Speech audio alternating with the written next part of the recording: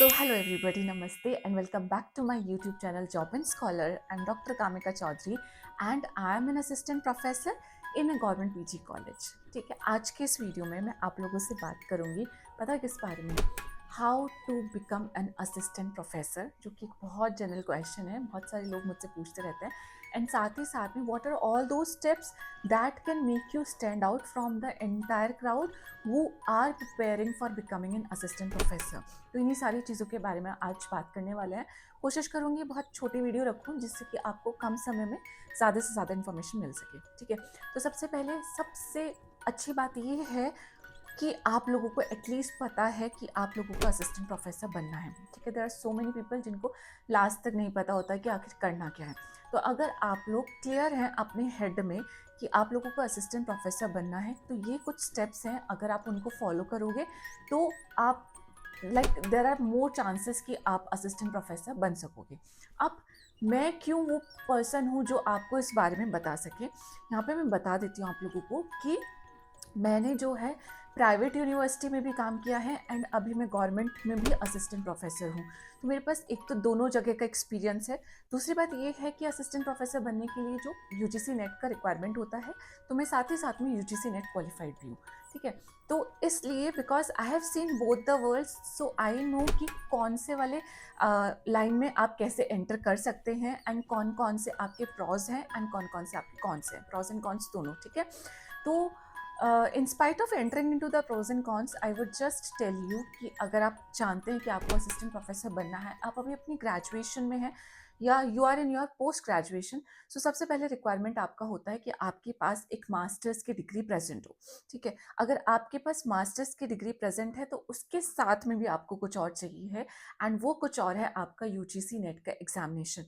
तो masters plus UGC NET का examination lectureship वाला भी अगर आपने क्वालिफाई किया है तो that is also going to work. ठीक है, उसमें भी कोई प्रॉब्लम नहीं है. तो मास्टर्स प्लस यूजीसी नेट अगर आपके पास है तो आप क्या हो जाते हैं, you have become eligible to become an assistant professor. ध्यान से सुनिए, मैंने बोला है सिर्फ एलिजिबल. अब जरूरी नहीं है कि अगर आपके पास मास्टर्स एंड यूजीसी नेट है तो अब शॉर्ट है 100% आप असिस्टेंट प्रोफेसर बन ही बन जाओगे. बट क्योंकि हमें एक मिनिमम एलिजिबिलिटी कंप्लीट करनी होती है, तो उस सिचुएशन में you should pursue your masters की डिग्री. साथ में आप मास्टर्स करते करते क्या कर लीजिए, अपना यूजीसी नेट का जो एग्जामिनेशन होता है वो क्वालिफाई कर लीजिए. ठीक है, तो ये तो हो गया बेसिक. तो सबसे पहले आपको क्या सीखना है इसमें, सबसे पहले ये सीखना है कि आपको तैयार रहना है कि आप मास्टर्स तक पढ़ाई करेंगे. मैं बहुत सारे स्टूडेंट से डे टू डे बेसिस पे मिलती हूँ एंड व्हाट आई फेल्ट कि सबको होता है कि बस किसी तरीके से ग्रेजुएशन निकले एंड हम कैसे भी एक जॉब को पालें एंड दैट्स इट. बहुत सारे स्टूडेंट मुझे ऐसे मिलते हैं, but there are very few जो आगे हासिल करने के लिए रेडी हैं. उनको मास्टर्स की डिग्री चाहिए and they want themselves to enter into this field of assistant professor. ठीक है, एक यू ऑल नो कि मुझे तारीफ करने की जरूरत नहीं है, बहुत नोबल सा प्रोफेशन है. आप हमेशा you always feel young because you always spend most part of your life with the young generation. नए नई जो जनरेशन चेंज होती रहती है, एक्स वाई जेड जो भी आती है, only or I'll just say कि assistant professor is that profession that is going to just make you feel young always, क्योंकि आप उस जनरेशन के साथ में हमेशा एक सफर तय कर रहे होते हैं जो भी आपकी करंट की जनरेशन प्रेजेंट होती है. ठीक है, सेकेंड थिंग जो कि मैंने आपको दो इंपॉर्टेंट स्टेप बता दिए कि मास्टर्स प्लस यूजीसी नेट, उसके साथ में और क्या करना चाहिए कि आपका जो सीवी है अगर आप उसको सेंड करते हैं कहीं पे, वो स्क्रीन इन हो जाए. ठीक है, मोस्ट ऑफ द प्लेसेस में आपका क्या होता है, असिस्टेंट प्रोफेसर बनने के लिए आपके सीवी के बेसिस पे आपकी एंट्री होती है इंटरव्यू राउंड में. ठीक है, तो लेकिन वो कैसे होगा, आप अब मैंने ये जैसे कॉमन चीज बता दी एंड ऐसे बहुत सारे कैंडिडेट्स होंगे जो किसी पर्टिकुलर सब्जेक्ट में मास्टर्स भी होंगे एंड यूजीसी नेट क्वालिफाइड भी होंगे. अब लेकिन जो स्क्रीनिंग कमेटी होती है उसका काम होता है कि सीवीज को शॉर्टलिस्ट करना.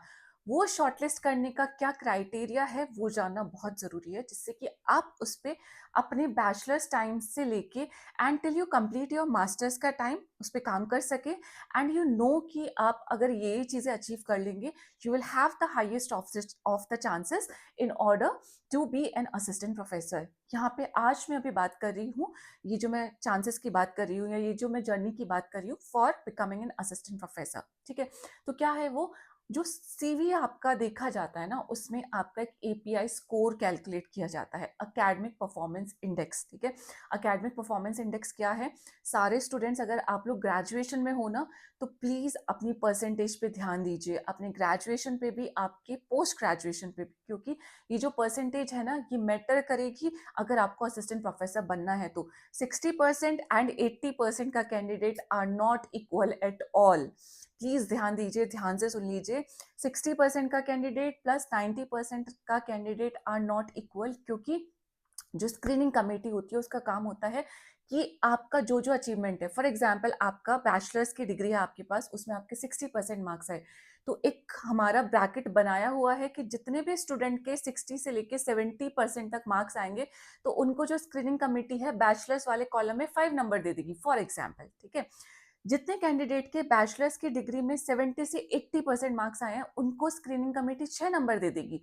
ठीक है, 80 से 90 वालों को 7 मार्क्स दे देगी, एंड सो ऑन। ठीक है, तो ये क्या है, इसलिए बोल रही हूँ कि आप अगर अभी ग्रेजुएशन में हैं, आपके पास फाइनल ईयर भी अगर बचा है, तो अपनी परसेंटेज को कोप अप करने की कोशिश कीजिए। जस्ट इन केस पीछे बैक है या कुछ भी आपका परसेंटेज कम रह गई है because of any particular reason, please उसको आप कंपनसेट कर लीजिए। ठीक है, एक बैचलर्स में करोगे, फिर आप आओगे मास्टर्स में, मास्टर्स की परसेंटेज भी ऐसे ही मैटर करेगी। ठीक है, ऐसा नहीं है कि आपने मास्टर्स में कुछ भी 50%, 55% लेके आए एंड नहीं, ऐसे काम नहीं होता है। आपका पर्पस होना चाहिए, आपको माइंड में क्लियर होना चाहिए कि बहुत सारे कैंडिडेट्स हैं जो मास्टर्स हैं एंड जो यूजीसी नेट भी क्वालिफाइड है, बट मुझे कुछ ऐसा करना है कि मेरा सीवी स्क्रीन इन हो जाए। तो उसके लिए सबसे पहली चीज़ है कि अपनी परसेंटेज पे ध्यान दीजिए। दूसरी इंपॉर्टेंट चीज़ है कि आप यूजीसी नेट का एग्जाम आपको क्वालिफाई करना ही करना है इन एनी सिचुएशन। एंड हमेशा जो आप प्रिपरेशन करेंगे, ये सोच के प्रिपरेशन करेंगे कि आपको जो नेट है वो जेआरएफ के साथ क्वालिफाई करना है, क्योंकि बिकॉज इन फ्यूचर आपको पीएचडी का रिक्वायरमेंट होगा अगर आप लोग असिस्टेंट प्रोफेसर बनना चाहते हैं।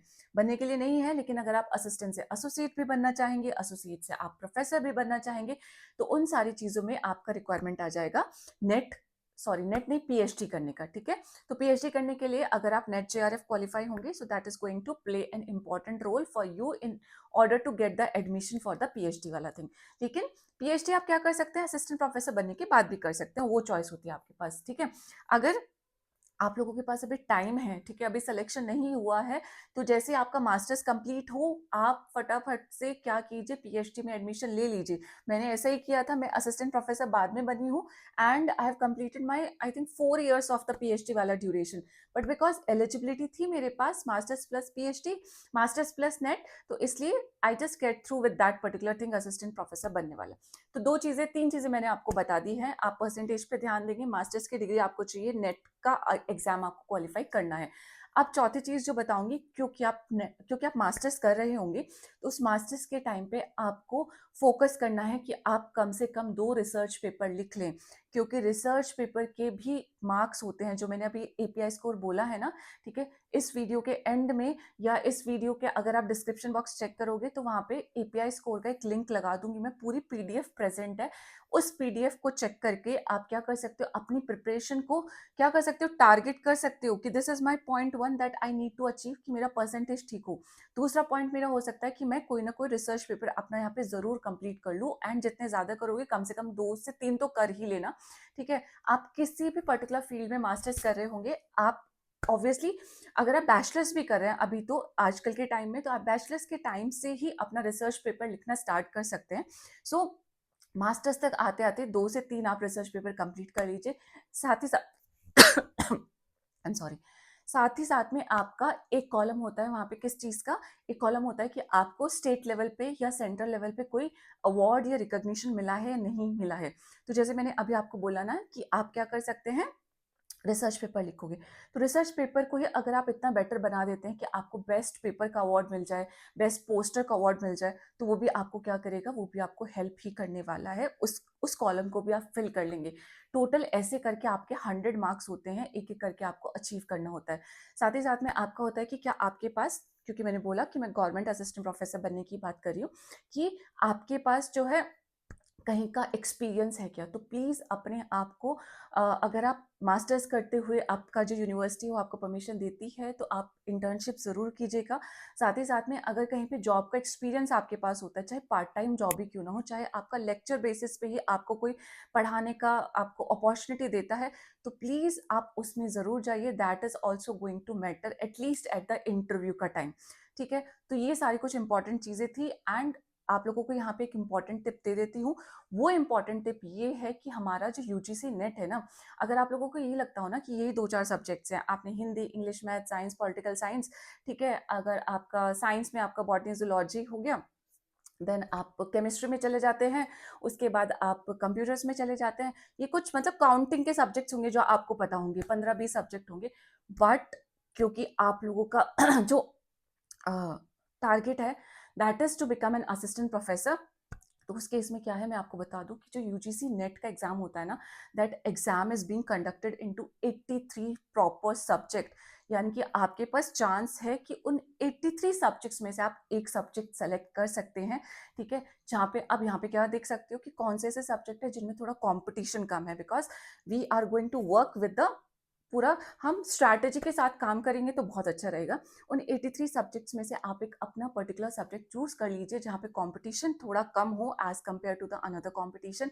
ठीक है, अनदर सब्जेक्ट्स, एंड उस सब्जेक्ट को बस मैं आपको यहाँ पे यही बताना चाहती हूँ 15-20 सब्जेक्ट के अलावा भी और भी सब्जेक्ट है, 60 और सब्जेक्ट है जिनका हमें नहीं पता है, तो आप उन्हें अपने बैचलर्स एंड मास्टर्स में चूज करके and then you plan your path. अगर आप एक प्लान के साथ जाते हैं, एक स्ट्रैटेजी के साथ जाते हैं, एंड इन फ्यूचर अगर वैकेंसी आती है, चाहे वैकेंसी कम भी आती है, you will have the higher chances, because उन पर्टिकुलर सब्जेक्ट्स में नंबर ऑफ कैंडिडेट्स कम होते हैं, एंड बिकॉज आप अपना एपीआई स्कोर के साथ में अपने अपने पूरे करियर को प्लान करके चलेंगे कि आपने ये चीज़ें अचीव कर ली हैं, and out of 100 total score 100 का होता है एपीआई स्कोर में, आप 60, 70, 80 तक भी स्कोर करते हैं, बिकॉज पीएचडी के उसमें 30 मार्क्स होते हैं, आप उसको हटा दे तो आपका बचा कितना, 70 मार्क्स का।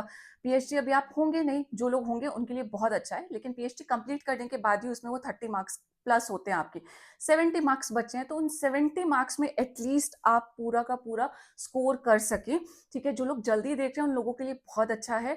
अदरवाइज अपना आपको you have to give your 100%, चारों तरफ से सोच के समझ के पूरी स्ट्रैटेजाइज करके, ठीक है, आपके पास पूरा डॉक्यूमेंट प्रेजेंट है कि कैसे प्रिपरेशन करनी है, and then you go into this particular direction. ठीक है, तो यही मुझे बोलना था। अगर आई होप मैं थोड़ा सा आप लोगों को क्लियर कर पाई हूँ।